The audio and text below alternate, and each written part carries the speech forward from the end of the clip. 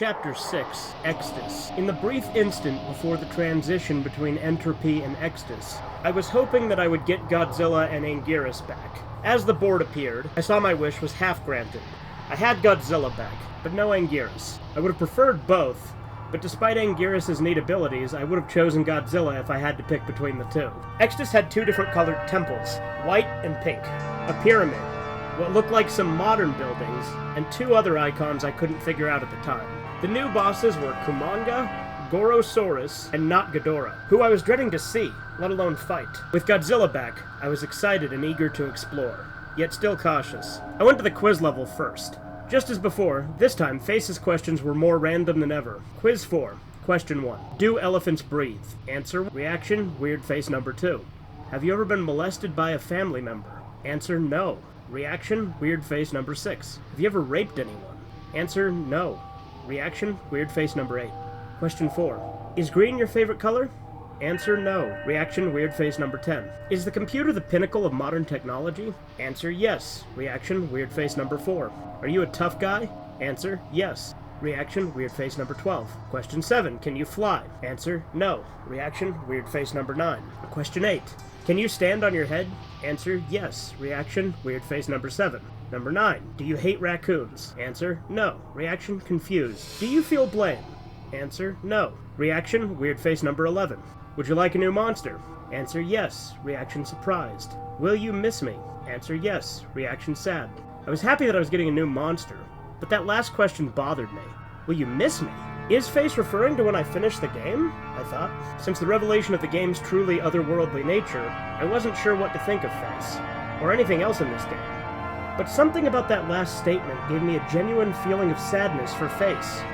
As I was thinking about this, the game had gone back to the board. I had a new monster, but I had no idea who it was supposed to be. The sprite had a slight resemblance to Rodan, but the head was totally off. I moved this mysterious newcomer to a white temple icon and started the level. When I started the level, this screen appeared, with the text, "Find the gem," presumably the instruction for beating the level. After that, I got my first look at my new playable monster, a hairy, dark blue creature with bat wings and a skull-like head, named Solomon. And I also found that my path was blocked by a beam of light, and a small pillar with a plate on it. I figured that the beam of light was blocking the exit, so I have to find the gem and drop it on the plate to deactivate the beam. How exactly was I going to do that, I didn't know. There wasn't anything in the original game requiring you to find an item to beat a level. I'd have to find out once I obtained the gem. The only direction to go was left, so on I proceeded. Solomon was an interesting monster, to say the least. He was capable of both flight and heat beam, both of which proved to be very useful. He could also kick and slash with his wings, but he couldn't duck. The White Temple's music was a vocalizing choir, or a video game approximation of such. It's hard to describe, but it had a very holy sound to it. It wasn't long before I started running into waves of strange new enemies. They did little to stop me. I ran past them slashing and didn't take any damage.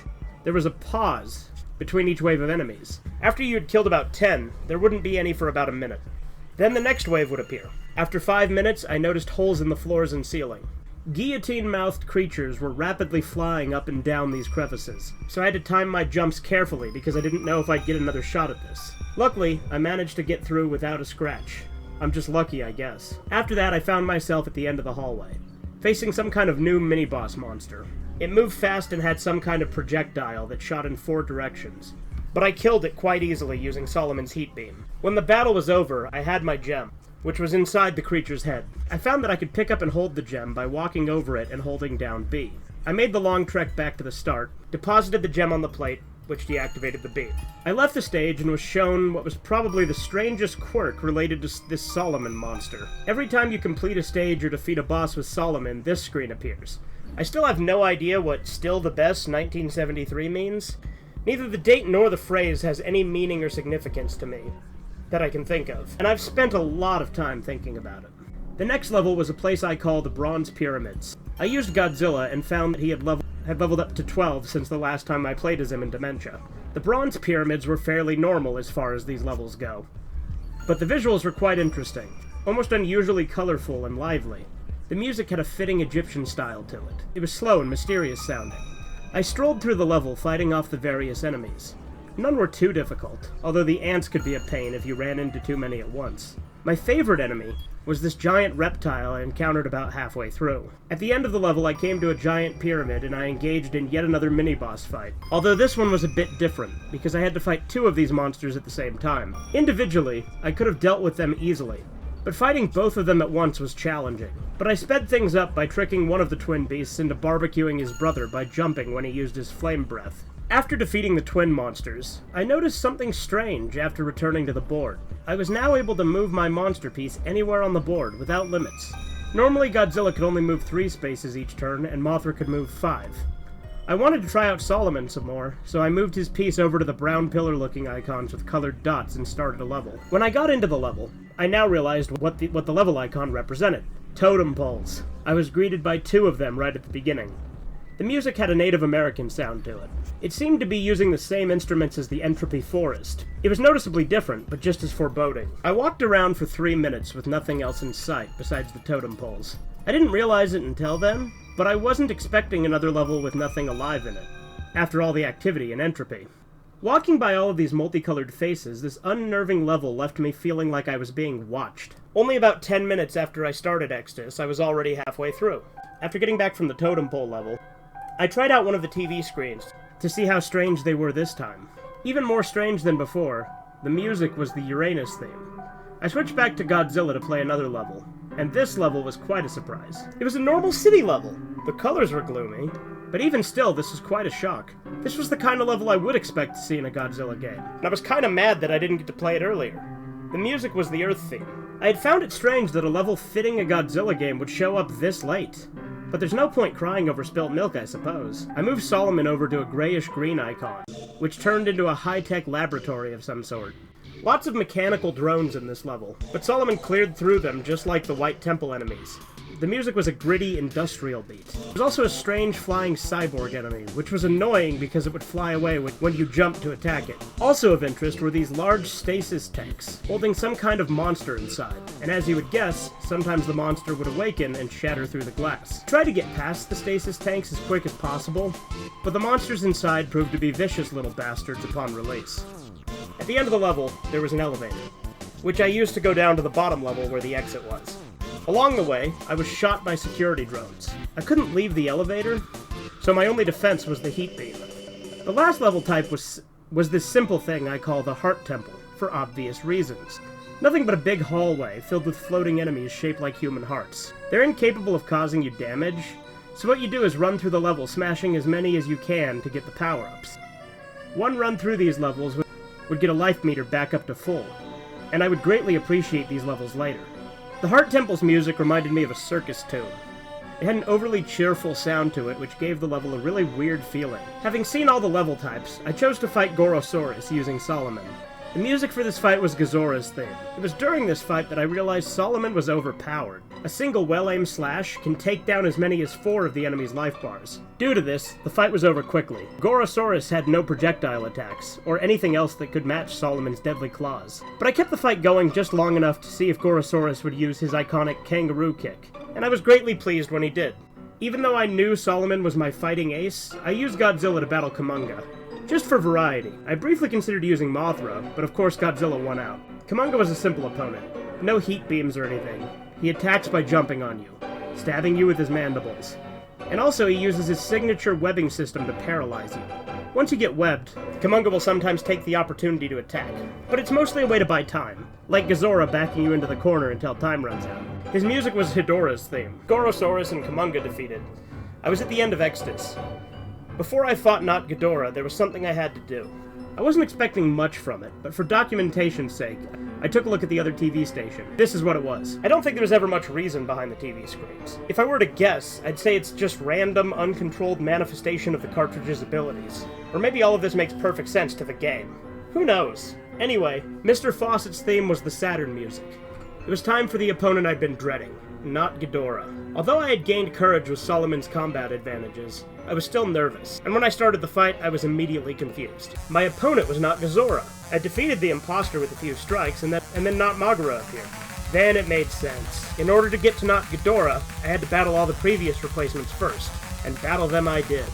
I tore my way through them until I finally made it to Not Ghidorah, who was a Dorat. Once I stopped laughing, I destroyed him with only 2 slashes. The music stopped, and I thought I was going back to the board. But the battle wasn't over yet.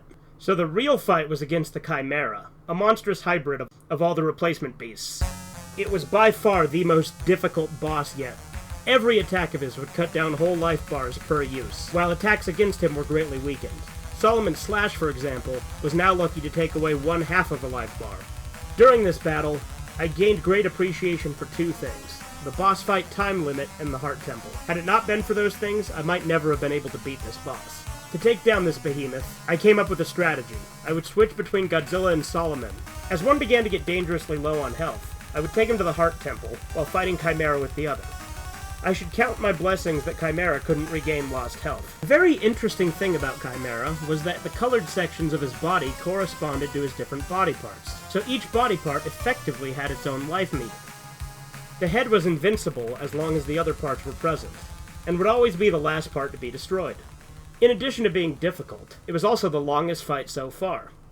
I tried to remember how many times I got taken out of the fight by timer, but I lost count around 13. Eventually, I had destroyed all of the components but the head, which flew around on its own at incredible speed.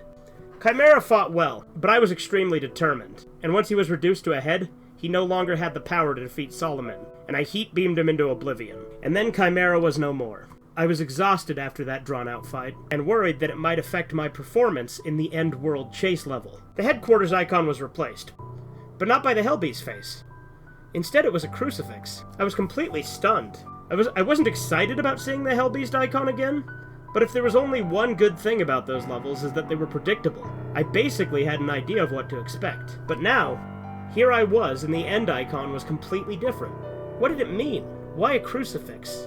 It made me very uneasy. I attempted to start the level with Solomon, but couldn't. I got this notice that simply stated, "Solomon can't enter here." Didn't say why, but I think maybe it has something to do with Solomon's demonic appearance. Since Solomon was out of the question, I went with Godzilla instead. Once I started the level, the crucifix made sense.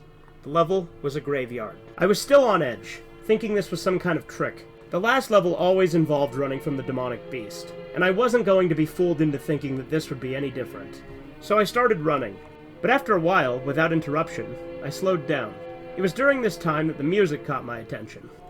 I knew it sounded familiar when I first heard it, but it took a while before I realized it was an 8-bit rendition of A Prayer for Peace from the first Godzilla film. A very sad, powerful song, even in this form. At 2 minutes into the level, I encountered something that I wasn't sure how to react to.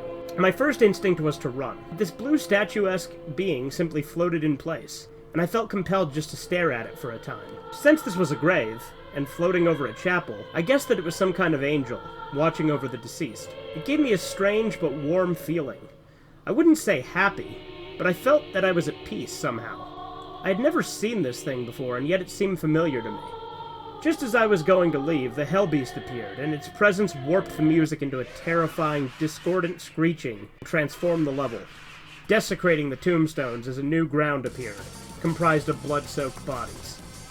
I could feel my heart now beating out of control. I had no chance of escape with the monster that close. It lunged for the kill, but the angel got in the way. The demon roared and started clawing through the angel's leg, and tears of blood streamed from its eyes. I wanted to save the angel, but there was nothing I could do. I had to honor its sacrifice and run, so I ran through the hellish landscape, as fast as I could. The beast soon caught up with me, still swallowing the body of the angel, whose legs it had torn off. And this sight made my terror change into anger. I now found myself hating this horrible monster. There was no doubt in my mind that it was pure evil, and I wanted it to die. When I got to the end, I remembered how it responded to my insult in trance. I spoke to it and said, "You're gonna pay." This was its response. I had no idea how I would follow up on that threat, and nothing could have prepared me for the horrors of the final world, Zenith.